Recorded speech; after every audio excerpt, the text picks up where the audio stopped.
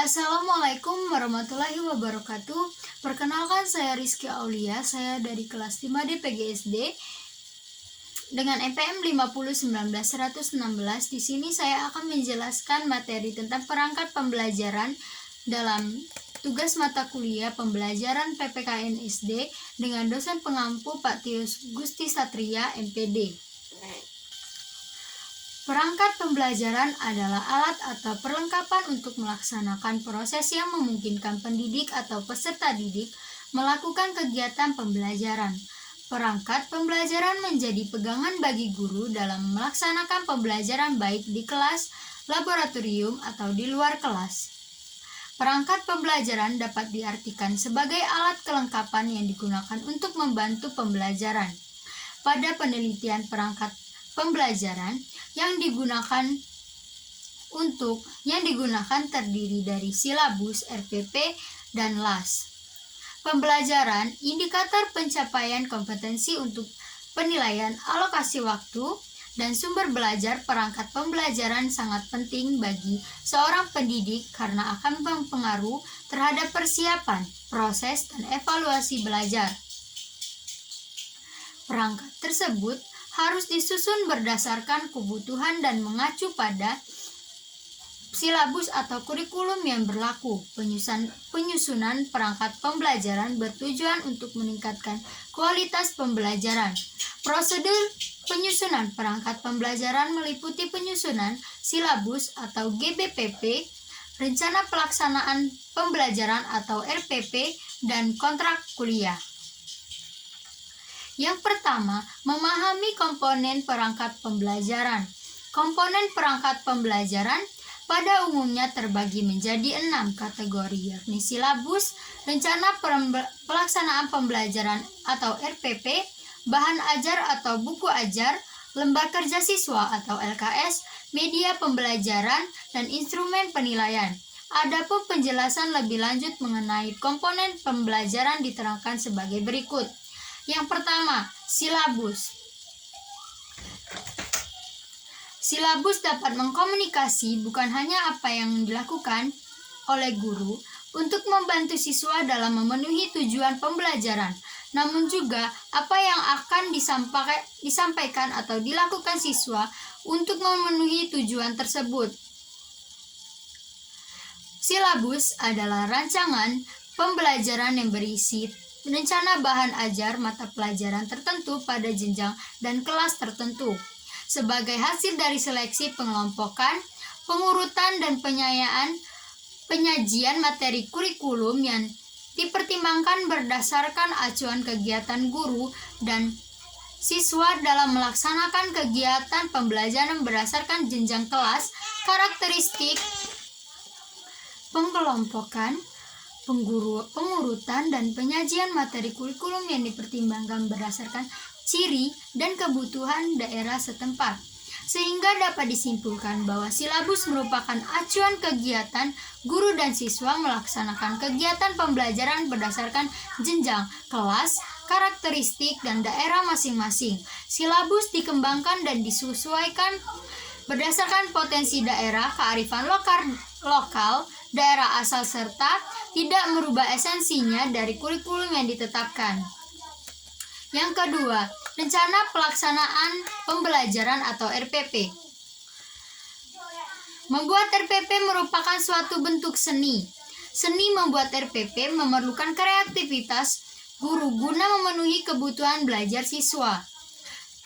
Guru juga memerlukan RPP sebagai acuan kegiatan yang belajar yang dapat mendorong semangat, minat, dan keterlibatan siswa dalam proses pembelajaran di kelas tertentu. RPP, pengembangan dari silabus, setiap pembelajaran diharapkan sesuai dengan RPP untuk memudahkan guru agar lebih terarah dalam pembelajaran. Ketiga, bahan ajar. Bahan ajar merupakan segala macam bentuk bahan belajar yang disusun secara sistematis dan digunakan oleh guru untuk membantu siswa mencapai kompetensi pembelajaran pada ranah afektif, kognitif, dan psikomotor. Yang keempat, lembar kerja siswa. Lembar kerja siswa merupakan bahan ajar cetak yang berisikan berbagai tugas yang harus dikerjakan siswa disertai dengan panduan dan petunjuk pengerjaannya. LKS pada umumnya dikerjakan secara pribadi oleh siswa, namun pada kegiatan pembelajaran tertentu, LKS juga bisa dikerjakan secara kelompok. Kelima, media pembelajaran. Media pembelajaran merupakan kumpulan berbagai jenis komponen alat pengajaran di lingkungan sekitar. Siswa yang digunakan untuk membantu guru dalam menyampaikan materi pelajaran dalam proses belajar mengajar sehingga memudahkan guru mencapai tujuan pembelajaran yang sudah dirumuskan. Instrumen penilaian. Instrumen penilaian adalah sebagai proses pengumpulan dan pengolahan informasi untuk mengukur pencapaian hasil belajar siswa, dan hasil tersebut digunakan pula untuk menentukan keputusan dan kebijakan instruksional. RPP terdiri dari komponen-komponen berikut. Yang pertama, identitas sekolah, yaitu nama satuan pendidikan. Yang kedua, identitas mata pelajaran atau tema atau subtema. Ketiga, kelas dan semester. Keempat, materi esensial atau pokok. Kelima, alokasi waktu. Keenam, tujuan pembelajaran. Ketujuh, kompetensi inti. Perangkat pembelajaran ini dikembangkan oleh Rencana Pelaksanaan Pembelajaran atau RPP, Lembar Kegiatan Peserta Didik atau LKPD, dan Bahan Ajar Peserta Didik BAPD. Mendesain perangkat pembelajaran PPKN. Sasaran akhir dari perencanaan atau desain pembelajaran adalah mudahnya siswa untuk belajar. Sebagai penyandang jabatan profesional, guru haruslah memiliki akuntabilitas, terutama apa yang disebut dengan professional accountability. Perencanaan pengajaran adalah salah satu bentuk dari akuntabilitas tersebut. Di Indonesia, perencanaan pembelajaran dalam bentuk program dan perangkat pembelajaran seperti silabus rencana pelaksanaan pembelajaran atau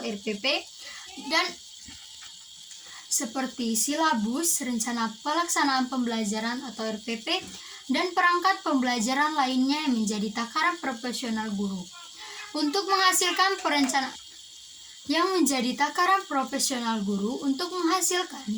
perencanaan beserta perangkat pembelajaran yang berkualitas, seorang guru hendaknya memiliki pemahaman yang memadai tentang berbagai hal yang berkaitan dengan perencanaan pembelajaran, memiliki kemampuan serta keterampilan teknis dalam mengembangkan program pembelajaran. Baiklah, kesimpulan dari materi di atas ialah perangkat pembelajaran adalah alat atau perlengkapan untuk melaksanakan proses yang memungkinkan pendidik dan peserta didik melakukan kegiatan pembelajaran. Perangkat pembelajaran menjadi pegangan bagi guru dalam melaksanakan pembelajaran baik di kelas, laboratorium, atau di luar kelas. Perangkat pembelajaran sangat membantu guru dalam melaksanakan kegiatan pembelajaran. Perangkat pembelajaran sangat membantu guru dalam melaksanakan kegiatan pembelajaran. Dengan adanya perangkat pembelajaran, kegiatan interaksi belajar mengajar menjadi lebih optimal. Dengan adanya perangkat pembelajaran, maka interaksi belajar mengajar menjadi lebih optimal.